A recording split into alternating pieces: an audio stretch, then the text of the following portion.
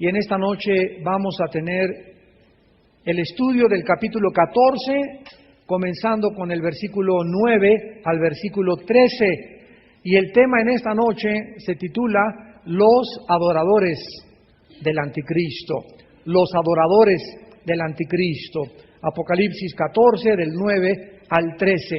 Y el tercer ángel lo siguió diciendo a gran voz: si alguno adora a la bestia y a su imagen, y recibe la marca en su frente o en su mano, él también beberá del vino de la ira de Dios, que ha sido vaciado puro en el cáliz de su ira, y será atormentado con fuego y azufre delante de los santos ángeles y del Cordero.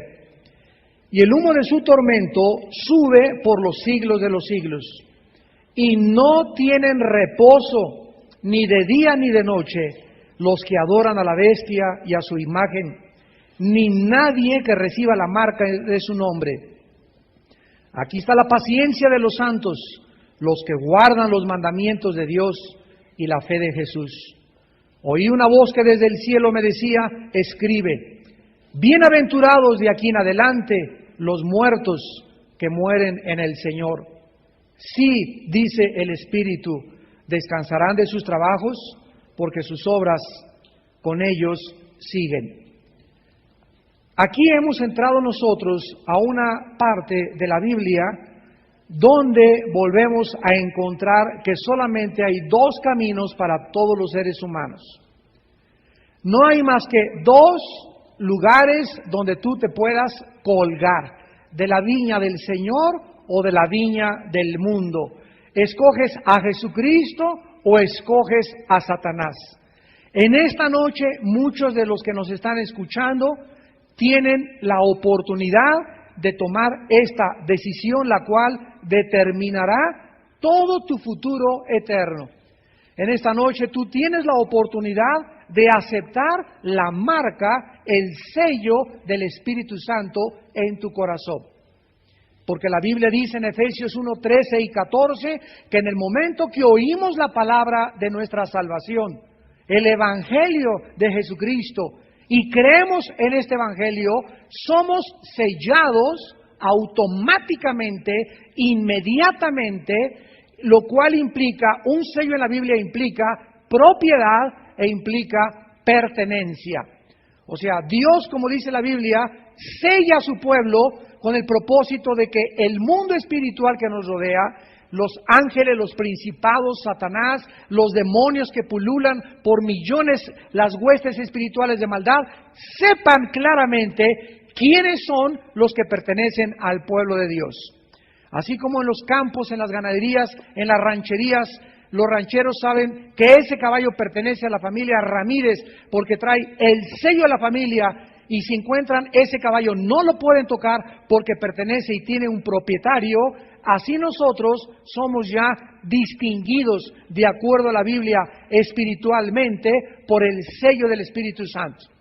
Si cuando la iglesia de Jesucristo sea sacada de este mundo, la mayor parte de los seres humanos que se queden aquí no han sido sellados, y tú no has permitido que Dios te ponga un sello donde tú desde ese momento sabes que le perteneces, que Él es tu pastor, que nunca te dejará, nunca te desamparará y te protegerá mientras tú vivas cobijado a la sombra del abrigo del Altísimo, entonces tú tendrás la oportunidad de aceptar el sello del anticristo. Así que no debemos de preocuparnos. Es importante hacer nota en esto antes de ir más adelante en el desarrollo de nuestro estudio. No debemos de preocuparnos porque tu carro traiga las placas el 666. Bueno, si las traes, trata de quitárselas, ¿verdad? No es nada agradable que traigas el número 336 en las placas de tu carro, o de que ahorita si vas a sellarte a algún lado, que porque el Seguro Social y ya se va a poner, ahora se van a suprimir las tarjetas de crédito, no sé si lo sepan. La clonación de tarjetas de crédito ha llegado a alterar a tal grado la economía y a frustrar a las empresas American Express, Bank American, Visa, etcétera, etcétera, que ya es imposible, ¿verdad?, evitar esto. Ahora vamos pronto, ¿verdad?, a tener un chip debajo de la mano donde va a estar toda la información bancaria de tus ahorros, de tus inversiones. Vas a llegar al banco, van a tener cámaras especiales los bancos o luces con infrarrojas donde vas a pasar tu mano. Inmediatamente el chip va a revelar tu estado de cuenta, tu estado civil, dónde naciste, en fin, absolutamente todo en un chip microscópico que la gente va a comenzar a usar debajo de la piel. Si nosotros pasáramos todavía el tiempo en el que esos chips tendrían que ser puestos a los cristianos, no debemos de preocuparnos. ¿Por qué? Porque el sello es algo espiritual. Si yo ya tengo el Espíritu Santo y ya estoy sellado, el hecho que yo acepte que me pongan un chip para ir al banco y hacer transacciones no cambia mi estatus, mi estado ante los ojos de Dios. Esto será en el tiempo en que el anticristo mande poner el 666 a las personas y se les obligue a que no puedan comprar, ya estudiamos todo esto en el capítulo 13, ni vender si no tienen el sello del anticristo.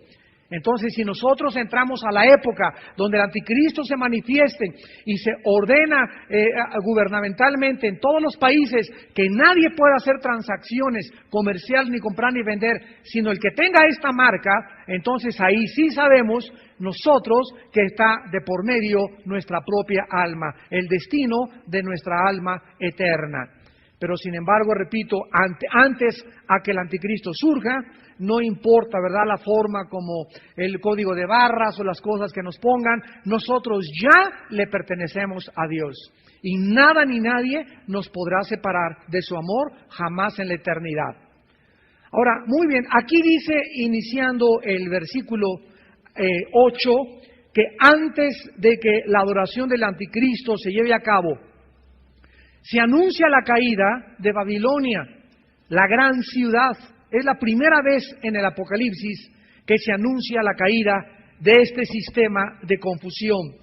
Y dice, porque esta ciudad ha hecho beber a todas las naciones del vino del furor de su fornicación. La Biblia nos enseña al final de los libros, que es el Apocalipsis, que hay una ciudad que ha hecho, y se le compara con la borrachera, ha hecho que todas las naciones alrededor de esta ciudad en el mundo, llamada Babilonia, figurativamente en el Apocalipsis, porque hay la Babilonia religiosa, la vamos a estudiar cuando lleguemos al capítulo 3, 17 y 18, y la Babilonia comercial. Pero esta ciudad Babilonia, a la que la Biblia se refiere particularmente, se refiere a esa ciudad que ha intoxicado, o sea, de alguna forma, Dios nos muestra que México, Guatemala, Francia, España, las naciones del mundo están como borrachas, están como intoxicadas. O sea, no pueden claramente, son expertos en la economía y en la política y en la democracia, pero en el mundo espiritual los gobernantes y las personas de las naciones están selladas. Dice en Isaías, hay un velo que cubre a las naciones. Y este velo, dice 2 Corintios capítulo 3, cuando la persona o el individuo se convierte, el velo, la venda de los ojos, nos es quitada. Entonces las naciones están cubiertas con un velo, los políticos, los gobernantes están cubiertos con un velo, que no pueden ver claramente que sus relaciones, sus compromisos que ellos hacen con esta ciudad ha envenenado espiritualmente estos propios gobiernos. Por eso se le llama que ha hecho beber, o sea, ha hecho a través, sabemos nosotros, del trato político a las naciones del vino, del furor, de su fornicación. Aquí la palabra fornicación no se aplica físicamente, o sea, que sea una nación que ha hecho que se degraden sexualmente las demás naciones, sino que implica que la fornicación espiritualmente se refiere a abandonar al Dios verdadero. Es una nación que ha engañado a las naciones y les ha hecho creer que están adorando al Dios verdadero, cuando el Dios verdadero no tiene que ver absolutamente nada con lo que esta nación está tratando de proclamar en el mundo. Entonces, esta Babilonia, ¿verdad?, es la segunda ciudad más mencionada en la Biblia. La ciudad en el mundo número 1 es Jerusalén. Y después de Jerusalén, la ciudad más nombrada en las Escrituras es Babilonia. Y vemos nosotros que aquí, desde el Génesis capítulo 10, versículos 9 y 10, cuando se habla de Nimrod, el líder que se levantó, un cazador fuerte delante de Dios, y que fue el fundador de Babilonia y después de Asiria y después de otras ciudades, ahí, de acuerdo a la Biblia, en este lugar tuvo su origen la idolatría. Ahí se levantó por primera vez el primer Sigurat, o la Torre de Babel, Génesis 11. Los hombres se reunieron, Dios se había dicho, dispérsense, váyanse y repártanse por todo el mundo, y Nimrod dijo, no, juntémonos aquí, hagámonos una torre, lleguemos al cielo y hagámonos un nombre. Entonces, contradiciendo la orden de Dios de que se dispersaran por todo el mundo, Nimrod hizo que se juntaran en un solo lugar, y aquí tenemos el patrón o el primer tipo de lo que se conoce como la globalización o el primer orden mundial. Aquí vemos el primer intento de la humanidad de unirse todos, de entrelazarse todos, de formar todos una sola comunidad y ser gobernada por un solo hombre. Este no es el propósito de Dios, porque Dios sabe que en el momento en que toda la humanidad se entrelaza, como ahorita al final de los tiempos, a través del Internet, a través de los medios masivos de comunicación, a través de los satélites, estamos tan interconectados y tan interrelacionados todas las naciones, que ha llegado el mundo ahorita, por ejemplo, en Europa, un ejemplo, acaban de entrar ya 10 naciones más, y ahorita ya son 25 naciones las que forman lo que se conoce como la Unión Europea, aglomerando a casi 485 millones de seres humanos, con un potencial, un ingreso per cápita que en ninguna otra zona del mundo se puede alcanzar, ni lograr, ni siquiera competir con el mercado que tienen ahorita estas 25 naciones, comparado con el mercado de Asia, Singapur, Hong Kong, y de América, Estados Unidos o Canadá. Entonces vemos como poco a poco el mundo se está formando en bloques. Ya hay una Unión Europea, países que pertenecían a la República Socialista Soviética están formando parte de la Unión Europea. Por otro lado, en Asia hay otro bloque, Singapur, Hong Kong, China, Japón se están uniendo. En América, Canadá, México, Chile, Argentina, etcétera, etcétera, están haciendo otro bloque. Ahorita hay 3 bloques en el mundo de naciones, aquí en América, en Europa y en el Asia. Pero de acuerdo a la Biblia, las 3 bloques vamos a estar tan interrelacionados que vamos a tener que reunirnos. Y en Europa, esto es la pavimentación del camino del futuro dictador mundial que se llama el Anticristo. Entonces, allí en Babilonia, en esta zona donde actualmente se encuentra Irak, donde actualmente siglos, más de 5,000 años después de que ahí tuvo su origen en Irak, ya lo vimos los que tomaron el estudio, la serie Irak y la Biblia. A los que no lo tomaron, les recomiendo esta serie, se llama Irak y la Biblia. Son más de 15 conferencias y vimos cómo ahí en Irak se inició el huerto del Edén. Ahí en Irak comenzó la humanidad. Los mismos antropólogos y arqueólogos están de acuerdo en que ahí se iniciaron las civilizaciones con los iraquíes, los asirios y los sumerios. Posteriormente fueron llamados iraquíes, y ahí se inició el primer pecado. Ahí estaba Satanás, ahí es el centro donde se levantó la Torre de Babel, ahí es el origen de la brujería, de la astrología, de toda la cartomancia, de todas las ciencias ocultas, de todos los sistemas que existen y de todas las mentiras, de todas las religiones, tuvieron su origen en la zona geográfica donde actualmente está debatiéndose el mundo cuál es el futuro de Irak. Es interesante que Irak vuelva a ocupar, antes de que Cristo venga, en el momento en el que estamos en el siglo XX, en el momento de más avance tecnológico y de más descubrimientos científicos, Irak vuelve a ocupar en los programas de televisión, en los encabezados de los periódicos, la prominencia entre todas las naciones. No hay una nación en la cual se mencione más actualmente en los periódicos y se debata más en programas que la nación de Irak.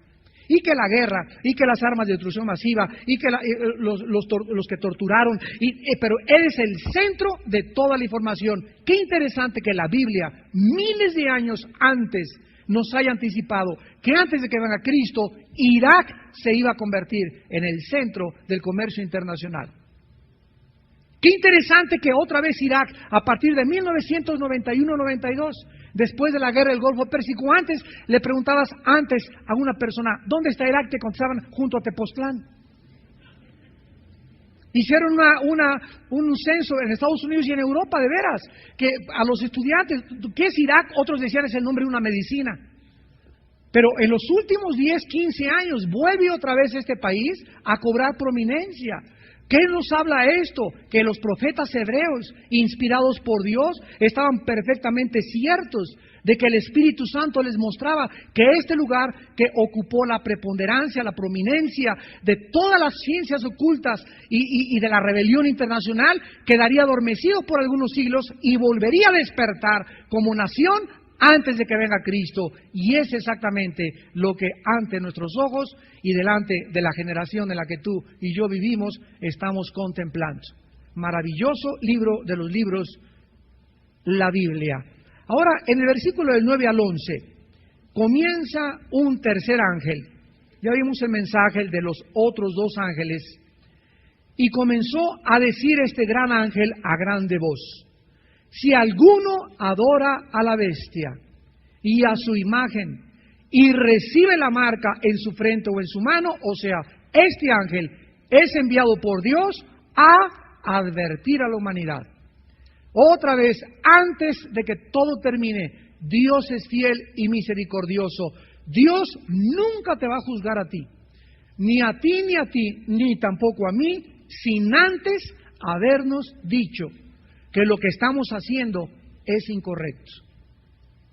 Dios manda a su gente, a sus profetas, a un hermano tuyo, a un cristiano, una cristiana, Panchita, ya no andes con ese mocoso feo que vas a tener problemas con él. Mira, Juan, ya no sigas teniendo de socio a esa persona porque esa persona está metida en negocios ilícitos. Mira, ya no sigas saliendo con esas amigas, ya no sigas portándote de esa manera, ya deja tu homosexualidad porque es pecado, no juegues con el pecado, no juegues con el pecado. Dios advierte antes de juzgar. Nunca jamás se ha dejado sin testigos y Dios nunca juzga a nadie sin antes haberle anticipado que el camino por el cual estás caminando es contrario a sus leyes y a sus mandamientos.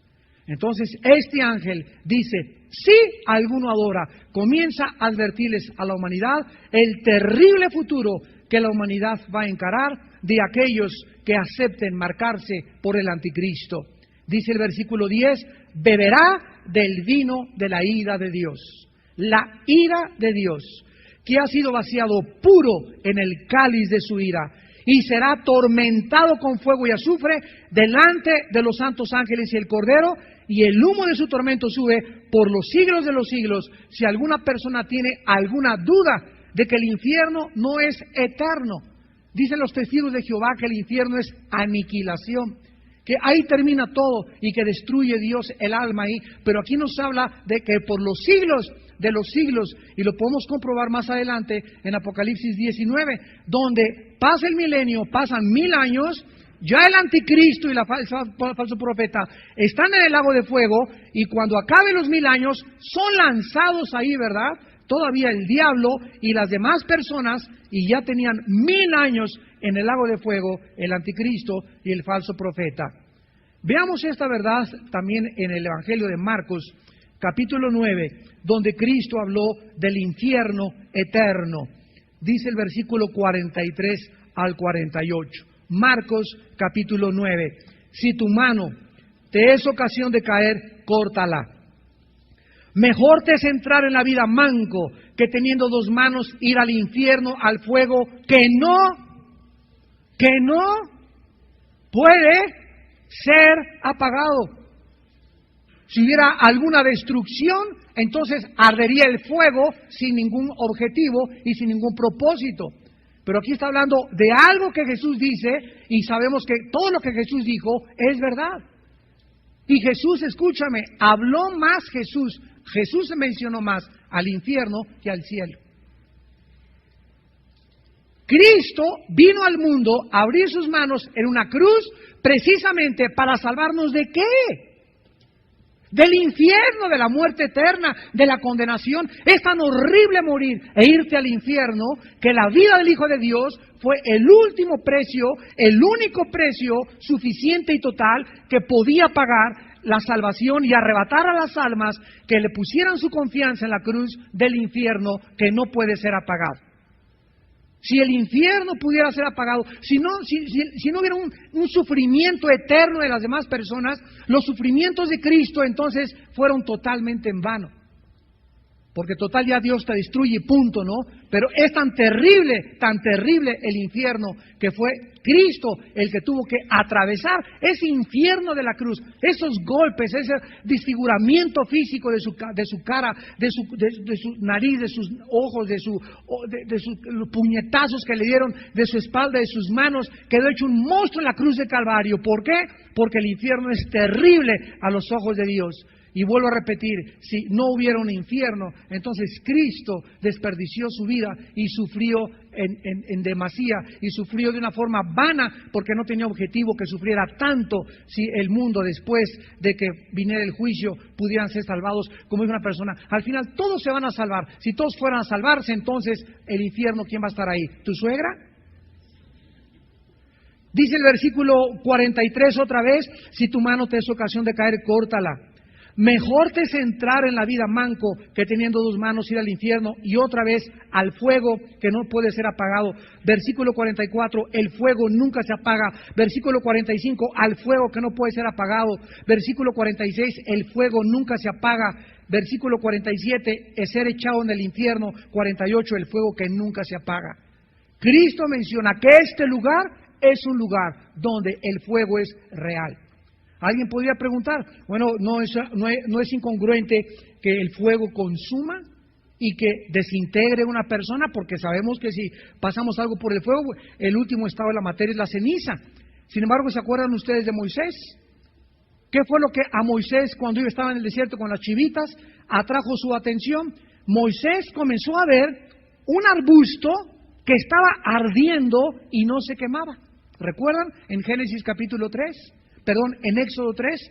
Entonces, este fenómeno de que había algo físico que no se consumía atrajo la atención de Moisés. Moisés era un hombre muy inteligente cuando estaba en el desierto. Ya había estudiado geografía, historia, ya había estudiado la ciencia de los egipcios, había estudiado medicina. Dicen Hechos 7 que era poderoso en palabras y en obras. Fue educado como el príncipe de Egipto, como el hijo del mismo faraón. Si Moisés no hubiera ido al desierto a reunirse con su pueblo, él hubiera sido el segundo faraón, porque era hijo adoptivo de la hija del faraón. El faraón no sabía todavía la identidad ni la personalidad de Moisés como judío. Entonces Moisés era un hombre preparado, y toda esa preparación de 40 años, ¿qué hizo Dios? La aplastó totalmente. Y antes de que Dios lo llamara, después de su preparación intelectual, lo llevó a la escuela del silencio. 40 años donde Moisés se pudo haber preguntado, ¿y para qué estudié entonces abogacía? ¿Y para qué estudié entonces para secretaria? ¿Y para qué me preparé entonces en computación si me voy a ir de misionera a la China? Y así nos damos cuenta que cuando Dios nos llama, como dice Pablo en Filipenses 3, lo que para mí era ganancia, lo que yo consideraba que iba a ser la oportunidad, mis estudios, mis títulos académicos para abrirme futuro y abrirme puertas más adelante en mi vida, para mí ahora es basura comparado con el conocimiento de Jesús. Filipenses capítulo 3. Y tenemos que estar conscientes nosotros de esto. Hay señoras que se casan y, bueno, ahora ¿para qué me estudié yo para ser abogada si ahora tengo que ser madre de hijos y quedarme aquí en el hogar? Porque la Biblia dice que ahí me realizo como mujer. Entonces, ¿para qué me sirvió todas esas cosas? Dios de alguna manera lo usará en el futuro, pero llega un momento en el que tú tienes que considerar y evaluar que nada se compara de lo que perdamos del pasado con el conocimiento de Jesucristo. Y eso fue a lo que Pablo concluyó. Y como dice, ¿verdad? Teniendo por basura, así consideraba sus títulos, fariseo entre fariseos, con diplomados en teología, mejor discípulo de Gamaliel, miembro del Sanedrín, todo era basura. ¿Qué es basura? Es algo que echas a un bote y que ya no sirve y que se quema y que se tira.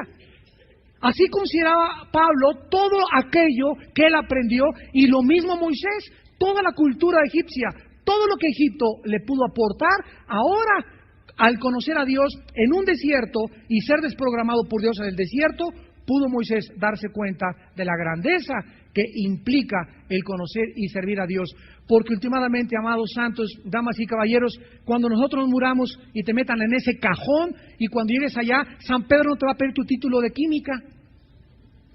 Y San Pedro no te va a pedir tampoco cuántos puentes construiste, cuántos títulos académicos recibiste, cuántos premios Nobel recibiste. Cuando muramos, últimamente, no llegamos desnudos, nos vamos desnudos, no nos llevamos ni el anillo que tenemos, ni los zapatos, ni los calcetines, nos vamos y dejamos todo absolutamente. Y lo único que nos va a servir en la eternidad es cuánto aquí en el mundo conocimos de la Biblia.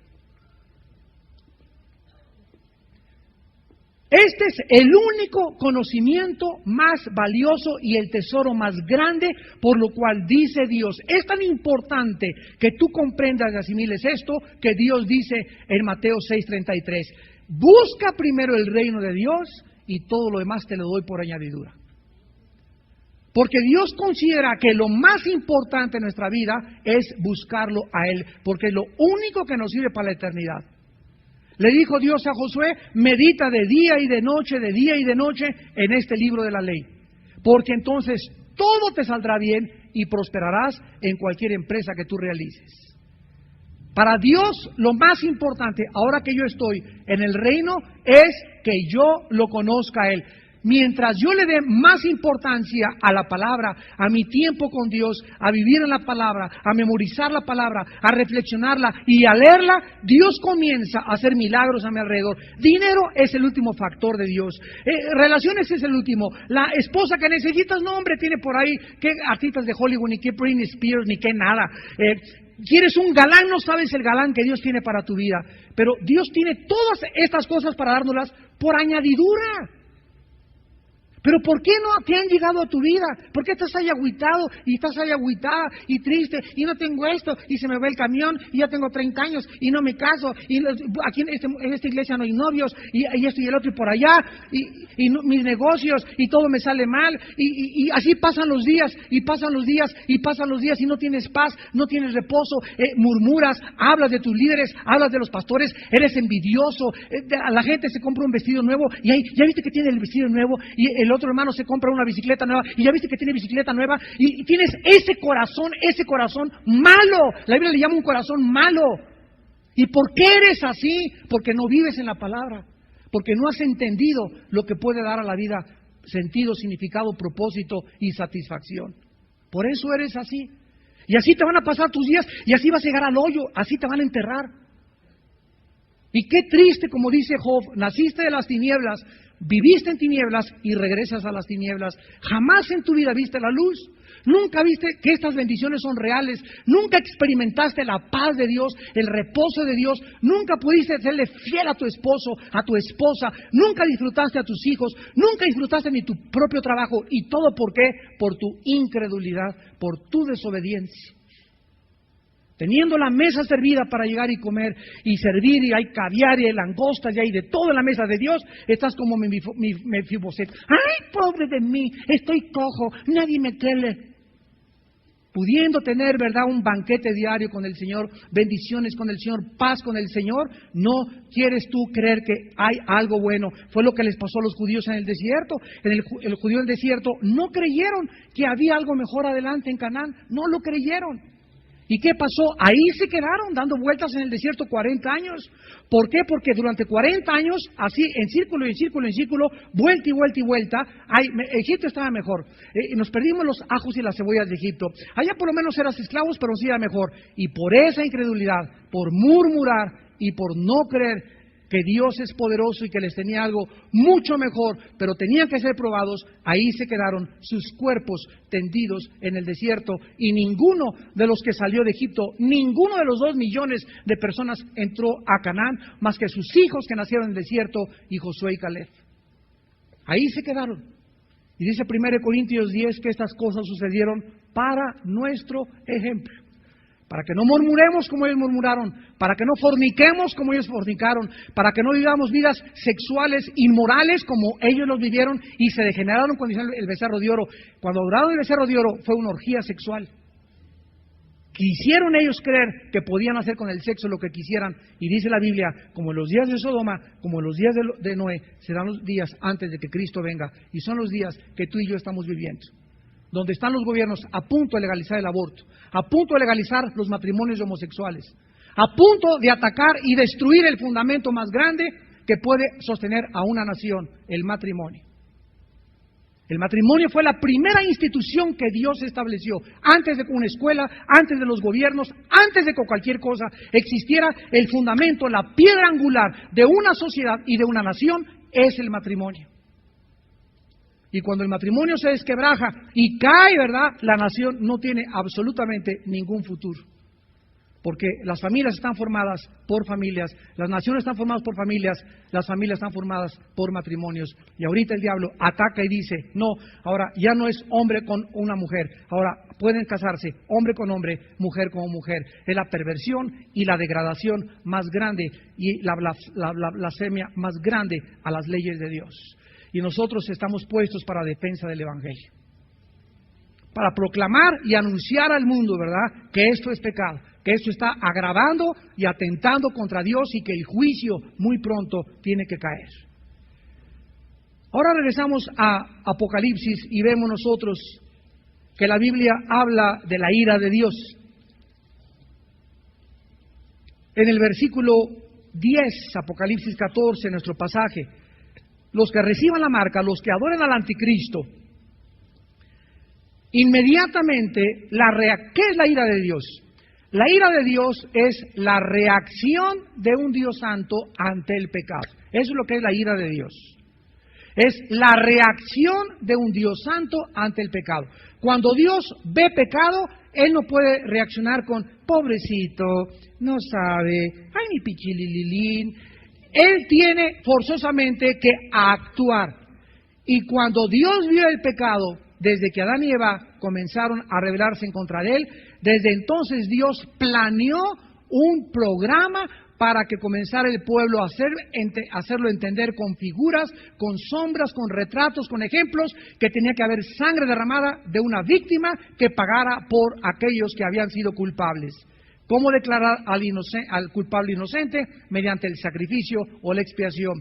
Es tan grande el odio de Dios al pecado, que Él mismo, Dios, si tú dices, bueno, ¿yo qué culpa tengo que haya pecado? Muy bien, Dios te dice, si tú dices que tú no tienes culpa por tu pecado, Dios te contesta en la Biblia y te dice, quiero decirte, yo mismo soy la medicina para el pecado, yo mismo estoy pagando por tus pecados. Lo explica Romanos capítulo 3. Porque la justicia de Dios se manifiesta desde el cielo contra toda impiedad e injusticia de los hombres que detienen la verdad. Y dice Romanos 1:18 lo mismo, porque la ira de Dios se manifiesta desde el cielo contra la injusticia de los hombres que detienen la verdad, los hombres que quieren luchar contra Dios. ¿Y por qué esto? ¿Y por qué aquello? Si quieres respuestas, ven a la cruz. Ahí en la cruz es donde Dios nos contesta todas nuestras rebeliones, donde Dios nos habla y donde Dios nos muestra la profundidad del pecado y su grande amor.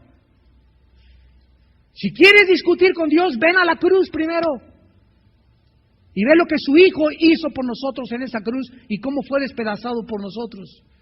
Y cuando tú comprendas ese amor de Dios, entonces tú comprenderás tu pecaminosidad, tu maldad, y podrás acogerte a su gracia y a su misericordia. Estos hombres, dice el versículo 10 de Apocalipsis 14, no van a tener reposo. Serán atormentados con fuego y azufre delante de los santos ángeles y del Cordero, y el humo de su tormento sube por los siglos de los siglos, y no tienen reposo, de día ni de noche, los que adoran a la bestia y a su imagen, ni nadie que reciba la marca de su nombre. Es interesante la palabra reposo. Cuando Cristo vino a la tierra, les dijo a los seres humanos, vengan a mí todos los que están trabajados y cargados, cansados, hartos de no tener propósito ni por el cual vivir. Y yo les daré el Shabbat. Yo les haré descansar. Yo les daré reposo. Cuando en Isaías 61, Cristo proféticamente, el profeta habló del Hijo de Dios, dice: el Espíritu de Jehová está sobre mí y me ha enviado Dios a publicar buenas nuevas a los abatidos, a sanar a los quebrantados de corazón, a liberar a los prisioneros, a los cautivos, a vendar las heridas de aquellos que han sido lastimados. Pero vean, para que Cristo pudiera venir y ser un doctor con los seres humanos que estamos enfermos, primero el Espíritu tenía que estar sobre él. Cristo se fue hace 2000 años y ese Espíritu ha bajado sobre nosotros. Es el mismo Espíritu Santo que tenemos, el que tenía Cristo. ¿Y para qué viene el Espíritu Santo? Para que, como Jesús dijo, como el Padre me envió, yo los envío a ustedes. ¿Y quiénes somos nosotros? Somos enviados a vendar las heridas de la gente, a decirles a los prisioneros que no tienen por qué vivir amarrados en drogas, ni en cocaína, ni en homosexualidad, ni en latrocinio, ni en infidelidad en su matrimonio.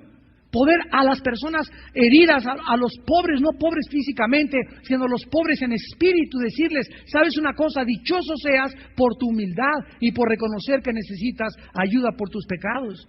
Ahora tenemos esa misión del cielo nosotros. ¿Qué es lo que estás haciendo con el Espíritu Santo en tu vida? ¿A cuánta gente estás consolando? ¿A cuántas almas esta semana les has hablado de Jesucristo? Hoy en la junta que teníamos los pastores volvíamos otra vez a recordar. Nuestro énfasis es inculcarles a los jóvenes de nuestra iglesia que tengan carga por las almas. A las ovejas de la iglesia que tengan carga por las almas. Ustedes tienen que tener conciencia de que si no tienes carga, si no hablas de Cristo al lechero, al panadero, a los tamales, al de las quesadillas, a tu tío, a tu tía, a los invitados que van a tu casa, si tú no tienes carga por las almas, si tú no hablas de Cristo en tu escuela, a la secretaria, en la enfermería, al hospital donde tú llegues y no llevas folletos y regalas folletos o regalas Biblias, entonces ¿qué tipo de cristiano eres? ¿Qué crees que es el cristianismo? Venir solamente aquí a recibir y a ponerte gordo como vaca o como toro de Cebú y comenzar a creer que solamente el conocimiento que te va a envanecer te va a salvar. Tenemos nosotros que vivir la vida que vivió Jesús. Tenemos que ser como Jesús, que veía a las ovejas desamparadas y se entristecía porque no tenían pastor. Hasta que no haya un amor genuino en nuestro corazón por las almas humanas, jamás podremos decir que tenemos el corazón de Dios. Porque Dios mandó a su Hijo, porque en su corazón Dios ama al pecador. Ahora dice en el versículo 12 y 13, en medio de este tormento, de esta ira de Dios, después de declarar cuál será el destino de los adoradores de la bestia, ahora se intercalan unas palabras de ánimo para todos aquellos que en la gran tribulación va a haber cristianos, claro, va a haber miles de cristianos durante el tiempo del anticristo, y estas palabras son para ellos. Y aquí lo dice claramente en el versículo 12, aquí está la paciencia de los santos. Aquí está la paciencia de los santos. El anticristo atemorizará a todos los habitantes de la tierra y va a intentar por todos los medios conseguir que todos se sometan a su autoridad. Va a usar la manipulación, la intimidación, la coerción, ¿verdad? El chantaje, va a usar miles de métodos, inclusive la presión comercial de que no puedas ni siquiera llegar a comprar ni vender sin tener su marca. Es probable que algunos cristianos, en medio de esta turbulencia y de esta presión tan grande que ahorita se está comenzando a sentir y ya no la haces, en aquel tiempo se van a sentir tentados a someterse a la autoridad del anticristo para proteger sus vidas. Y por eso estas palabras, que aquellos que estén en esos tiempos y en estos tiempos bajo presión y tengan paciencia, son santos. Veamos esto más profundamente. La palabra paciencia es la palabra griega upomone, con H, upomone. Y significa aguantar, resistir, permanecer de pie sin ceder ni rendirse a la presión externa. Es la paciencia el espíritu que no se da por vencido. Es la persona que tiene presiones de su familia, tiene presiones del trabajo, tiene presiones de los amigos para tomar, para fornicar, para desensibilizarse, para ver películas que los amigos ven, para ver estas cosas. Y es la persona que, a pesar de tanta presión del mundo, filosófica y moral, ideas, ideologías y los medios de comunicación, etcétera, etcétera, es la persona que se mantiene firme con sus convicciones sólidas, y es la persona que dice: yo sé en quién he creído y sé que Él es fiel para guardar mi depósito en aquel día, y no solamente para mí, sino para todos los que esperan su venida. Es esta persona la que en la Biblia le llama que es la paciencia de los santos. Ahora, esta frase, veamos que se repite en el capítulo 1, versículo 9 de Apocalipsis también.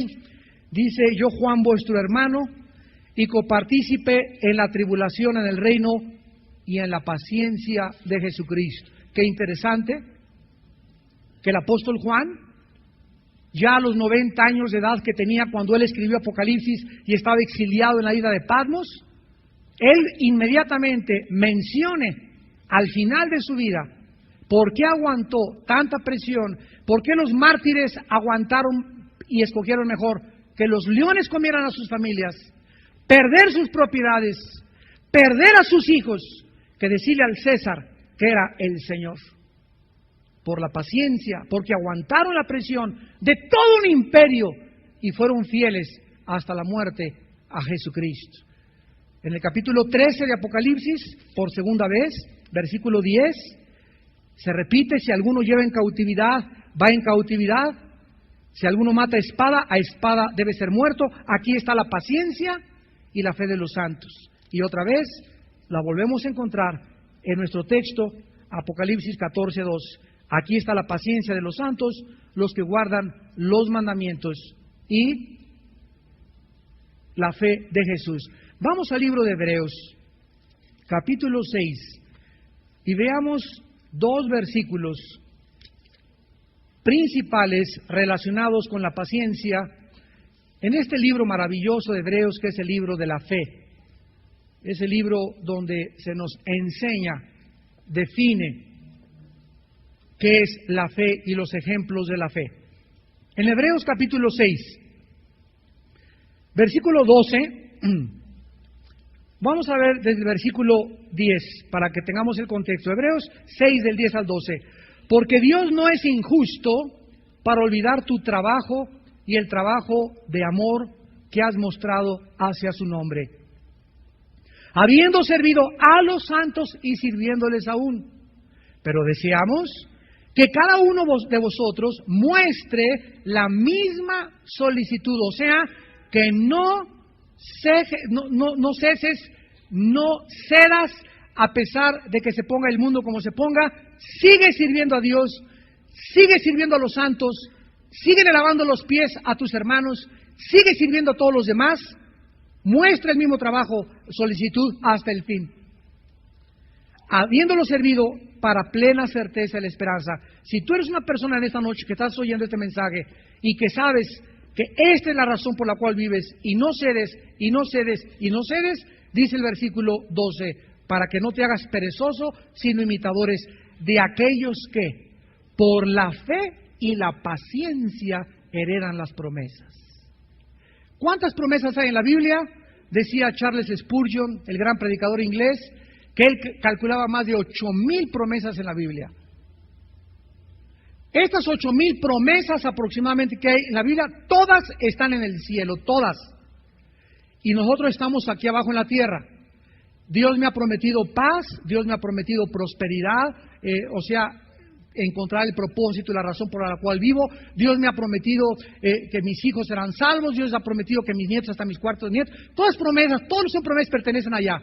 Yo tengo que bajar esas promesas del cielo y apropiármelas aquí abajo en la tierra. Y la única forma en la que yo puedo tomar esa promesa y apropiármela y hacerla mía y verla y experimentarla como una realidad es por la fe, o sea, confiando que es verdad. Y número 2, teniendo paciencia. ¿Tú crees, joven que me escuchas, que si Dios dio su vida por ti en la cruz, no te dará también un esposo y una esposa? ¿Un hombre fiel? Un hombre que sea el sacerdote de tu casa, un hombre que te haga feliz, un hombre que te ame, un hombre que te sea fiel, una mujer que te sea fiel y que no se vaya con el lechero a los 8 días de casarte contigo, una mujer que sea tu ayuda idónea, la influencia que todos los hombres necesitamos. ¿Crees tú que realmente Dios, si no escatimó a su Hijo, no te dará todas las cosas? Pero ¿por qué no tienes esa persona? ¿Por qué no has disfrutado? Por tu impaciencia, porque ya te quieres casar y te casas con la persona equivocada. Desgraciadamente, es nuestra impaciencia la que aborta, la que detiene, la que obstaculiza que las promesas de Dios sean una realidad. Y entonces yo comienzo acá abajo en la tierra, ay, pues Dios me prometió esto y me casé con una persona que tiene cara de jabalí. Y Dios me prometió esto y estoy haciendo así, pero es que no es Dios el culpable, como dice Isaías 59. La mano de Dios no se ha cortado, sino que vuestros pecados han hecho estorbo entre su misericordia y en su gracia, sus bendiciones y tu terquedad, tu desobediencia y tu impaciencia. Qué importante es que resistamos y aguantemos. Pues tengo 30 años, pues aunque no se me aparezcan, ay, no me caso. Preferible llegar a los 35, a los 40 años y casarte a los 40 años con la persona que Dios tiene para tu vida, porque a lo mejor Dios quería que te casaras en ese tiempo, a que por tu impaciencia te metas con el jabalí ese y te vaya como en feria y pases un infierno y ya digas, ya pido esquina. Pero la impaciencia, Dios quiere que tu panadería prospere, que tu taller mecánico prospere, que tu taller de plomería prospere, que tus ventas prosperen, pero para prosperar en un negocio, no se puede en un negocio a los 6 meses, al año ya, tener una fábrica de McDonald's por todo el mundo. El que comenzó con McDonald's comenzó en un taller vendiendo hamburguesas en Estados Unidos y esperó 4 o 5 años hasta que se comenzara a comercializar internacionalmente. Entonces, todo tiene que tener un tiempo. Tú siembras el maicito y no estás al otro día. ¿Y por qué no sale? ¿Y por qué no sale? Te tienes que esperar, son 10 días a que salga la mazorca, 15 días, 20 días. Tu impaciencia no va a hacer que crezca más rápido. Dios determinó el tiempo de crecimiento de la semilla del maíz. Dios determinó el tiempo para tu matrimonio. Dios determinó el tiempo para que compres esa casa, esa motocicleta, ese coche. Todo lo tiene Dios programado, pero necesitamos saber esperar.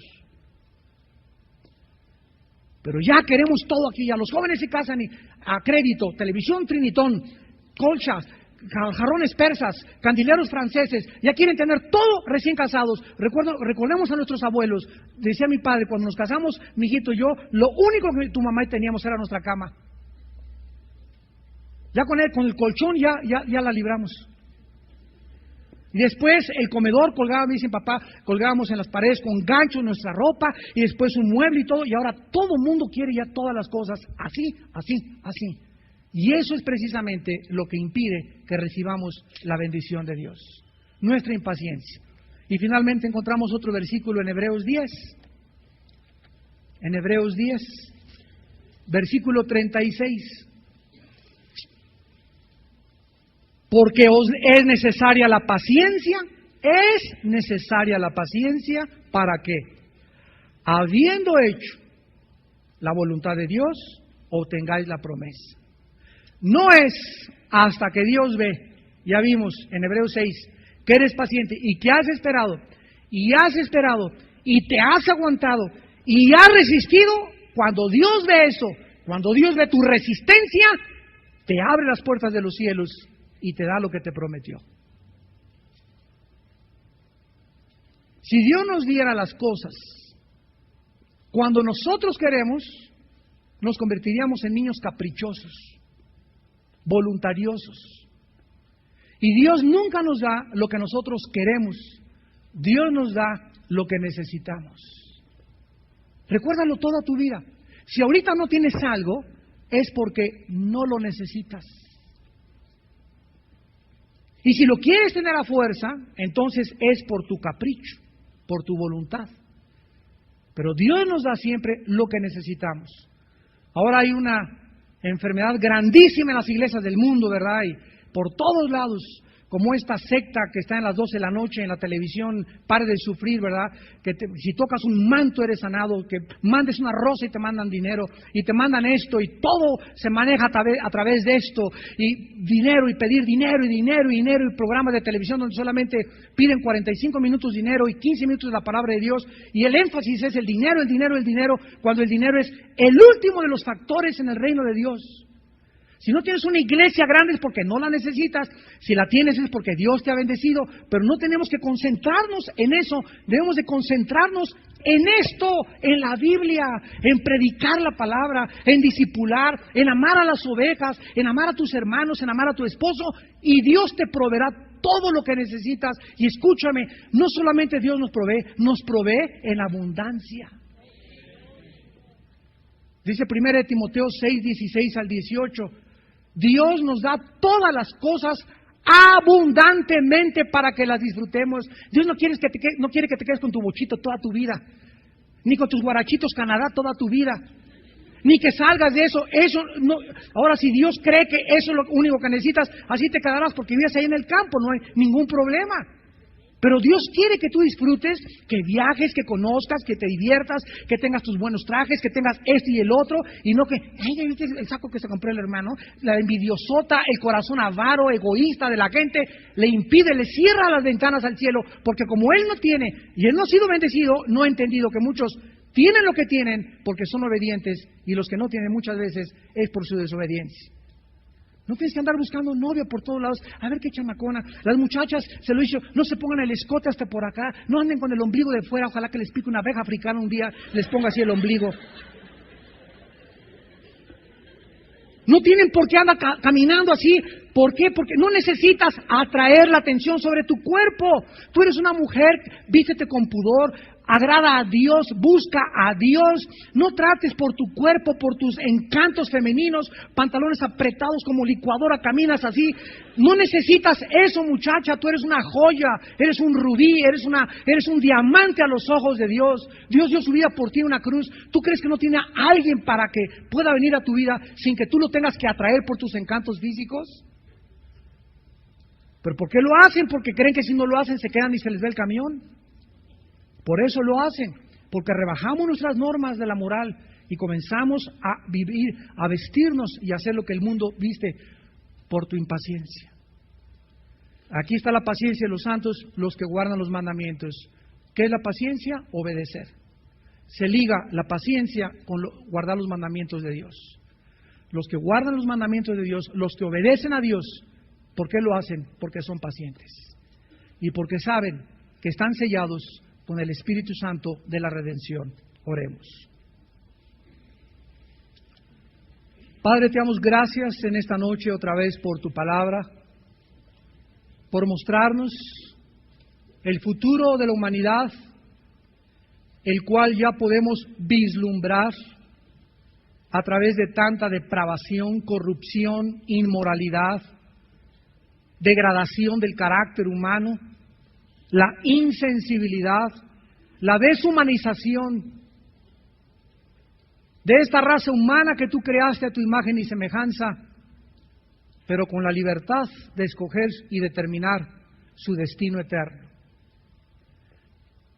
Esta es la razón por la cual nosotros somos responsables, por lo cual, como dice la Biblia, Dios ha determinado un día en el que ha de juzgar a los vivos y a los muertos. Por aquel varón por quien dio fe cuando lo resucitó de entre los muertos. Cristo dijo: yo no vine a juzgar al mundo hace 2000 años. Yo vine a salvarlos. Pero si ustedes no me creen, mi palabra que he hablado, ella les juzgará en el día postrero. Porque viene la hora cuando todos los muertos oirán la voz del Hijo de Dios. Los que la oigan saldrán a resurrección de vida. Y si tú en esta vida no la oyes, ¿cómo querrás oírla cuando estés muerto?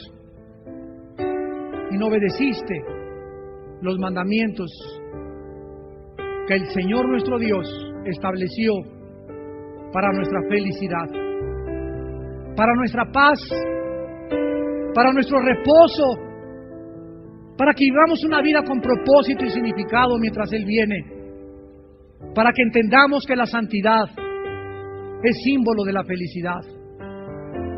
Nadie puede en esta vida ser feliz sin ser santo. El pecado es la causa de la tristeza y del sufrimiento humano. El pecado es la causa de la ruina del carácter humano, de la insensibilidad y la deshumanización. El pecado fue lo que hizo que Cristo muriera en la cruz por ti y por mí. En esta noche, arrepiéntete de tus pecados, dice el Espíritu Santo. Y hoy que oyes su voz, no te endurezcas. Ven en esta noche y recibe el sello del Dios vivo, el cual estará contigo hasta el día de tu redención eterna de tu cuerpo. ¿Qué tengo que hacer?, me preguntarás. La Biblia dice, arrepiéntete. Reconoce que la vida que llevas es una vida equivocada, que vives sin Dios, vives haciendo tú tus propias leyes y no sometiéndote a las leyes divinas del universo que Dios estableció. En segundo lugar, cree que Cristo en la cruz murió por tus pecados y pagó con su sangre por tus pecados y mis pecados. Y en tercer lugar, ahí desde tu lugar, ahí en silencio, dile a Dios esta oración: Señor mío y Dios mío, me arrepiento de mi vida. No he hecho lo bueno delante de ti, ni lo podré hacer si tú no intervienes y me salvas. Creo que en la cruz tu Hijo Jesucristo pagó por mis pecados con su muerte, con su sangre, y que a los 3 días resucitó de entre los muertos. Señor Jesucristo, te invito a mi corazón, a que entres en este momento como mi Dios y mi Salvador. Lávame y purifícame, transfórmame en un santo, en una santa, que es la única condición de mi vida que te puede agradar. Porque te lo pido y te doy las gracias en el nombre de Jesús. Amén. Las personas que esta noche hayan hecho esta oración por primera vez, invitando a Cristo a sus corazones, ahí desde tu lugar, te invito a que te pongas de pie. Párense por favor las personas que esta noche hicieron esta oración, invitando a Jesucristo a su vida por primera vez. Dios te bendiga. Gracias a Dios, jovencita. Gracias a Dios. Dios los bendiga. Gracias a Dios. Gracias a Dios, jovencita. Gracias a Dios. Dios te bendiga. Gracias. Dios te bendiga. Gracias a Dios.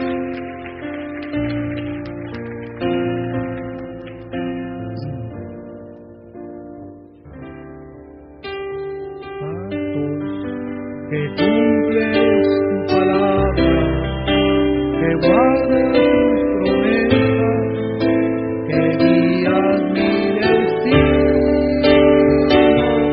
Dios, Él es fiel a sus pactos. Te alabamos, Jesús.